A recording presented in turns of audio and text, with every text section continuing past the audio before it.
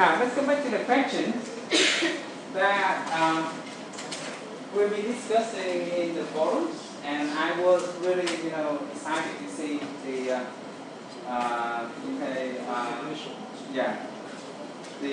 points that you raised there. Many of you try to argue that animals do have languages.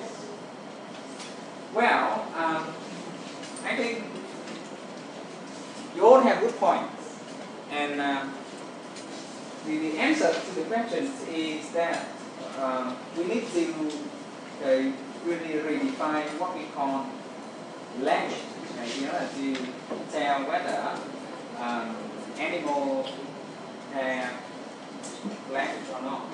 Now, from the viewpoint of a linguist, I can say that animal sounds do share some characteristics with human languages, but they are still far away from our language system in terms of in terms of the structures and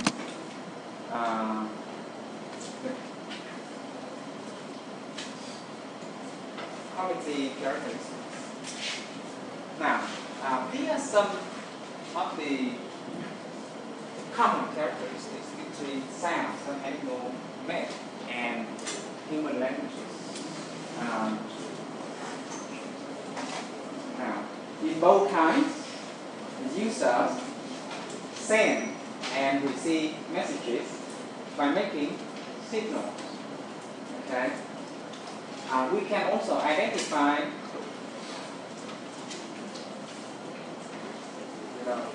independent and isolated elements of the sound. For example, the dog bark differently in different situations.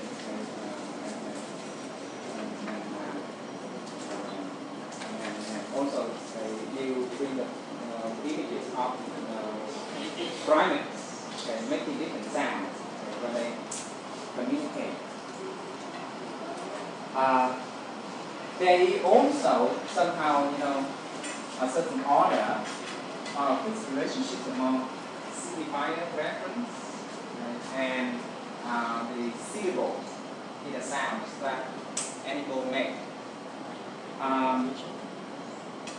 Also, in these languages, the system of the sound that the animal makes pass from one generation to the other.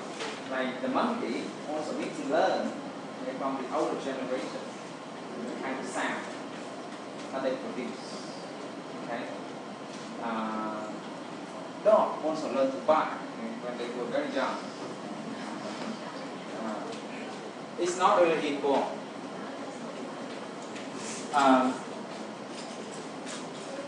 Now, in both systems, human languages and animal sounds, there can be non-sound sounds. So both animals and human beings can make sounds that do not have any meaning to their ears. However, these characteristics are unique to human beings only. Now, first thing first, the arbitrariness is a very important characteristic of human language. We assign a certain sound that we make with the meaning or with a reference in the real world with no reason at all. Okay? So, why would we call this a pen and not a book? I cannot tell. Nobody can tell. Just because somebody, in the beginning, somebody called this a pen, and then people start to learn from each other. For example,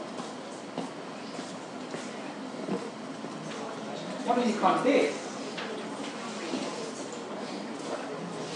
Now, so all, this is the first time you have seen this on Earth. So I raise this. Say, everybody, look. This is a Kikukalak. Okay, and I say this again, Kikukalak. Well, next time when we come to the class, we start asking, where the Kikukalak? And gradually, okay, this term spread, and as long as we accept it in the community, it becomes an official term in our language. Okay? And that's the arbitrary relationship between sounds that human beings make and real world concepts, real world objects. Now, in human language, we have words, we have structure that refer to the past events and refer to future events. I'm not sure whether animals have memory. They do have, okay? But the sounds that they make, that they produce, do not show that they refer to past or future events. Now, productivity is also a very important characteristic of human language.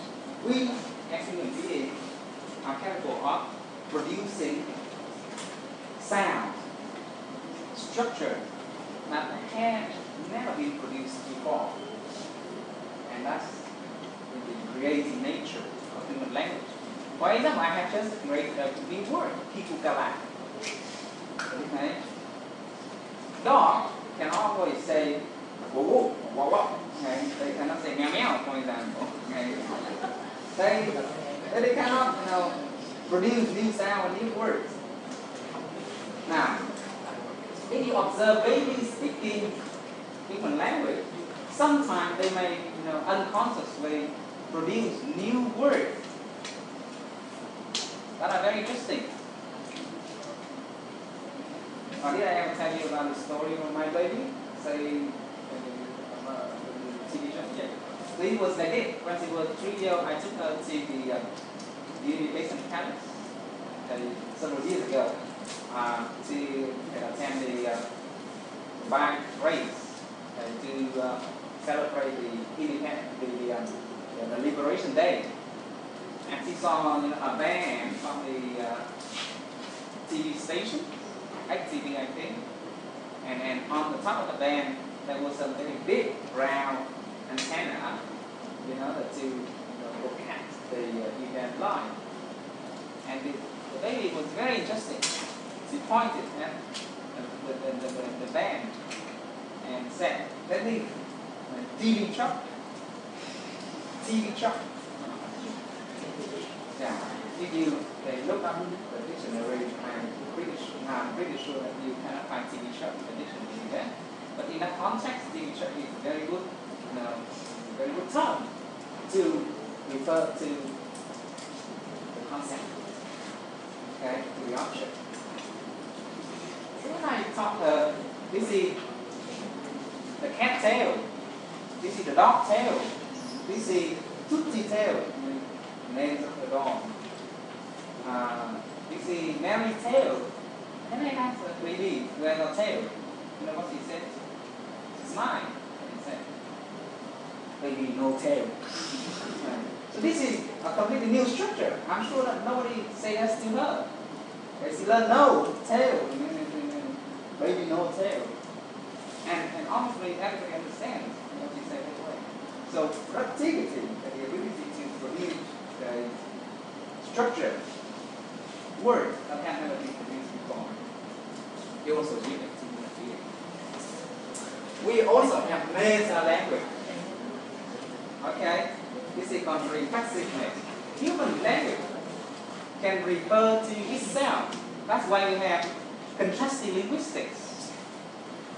It's a meta term, right? General linguistics is a meta term.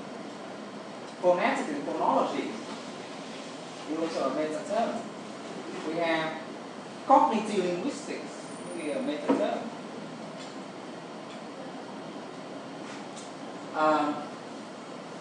learnability is also due to human being. I have told you before, dog can only say whoa whoa, cat can only say meow meow, and we have never seen dog barking meow meow, right?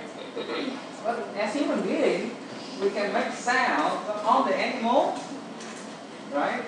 We can learn languages of other races as long as we spend enough time.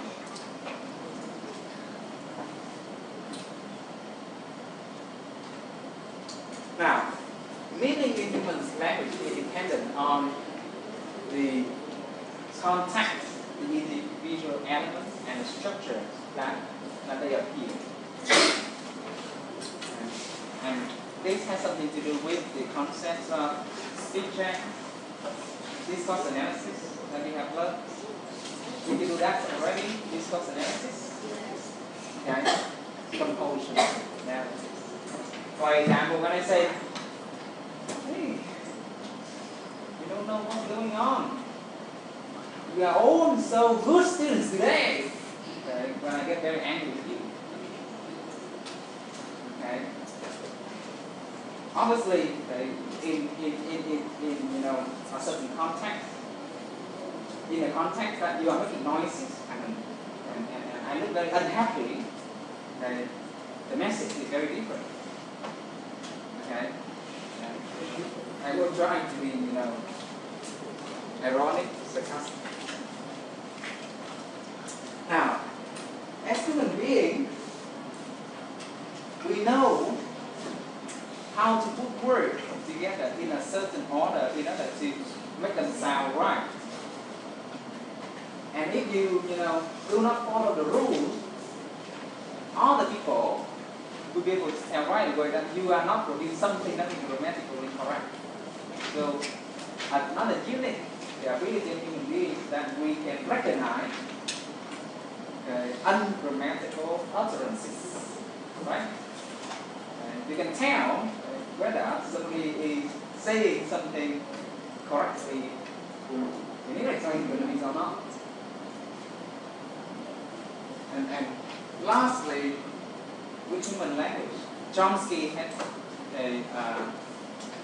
made this point very clear with the generative grammar. You learn this in the X-bar rule of syntax. And by combining syntactic structure together, we can make utterances of infinite length. Can you give me an example of generative grammar? Does it ring a bell? X-bar rule. I think you have that in syntax. The language sentence, and then noun phrase, verb phrase, and in verb phrase we have verbs, and then prepositional phrase, preposition, noun phrase, and then preposition, and then noun phrase, preposition, noun phrase. For example, can somebody give me an example? So make an example of an infinite sentence would be he know that, I know that, she know that, it know that, they know that, we know that. Oh, great. It's like that. I saw a man standing in room G204 in the University of Education in District 5 of Ho Chi Minh City in Vietnam on the earth.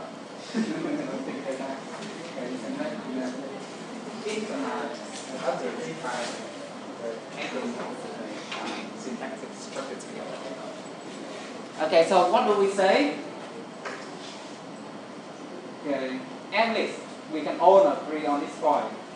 Human languages are different in nature from animal sounds. Where we do recognize some of the shared characteristics.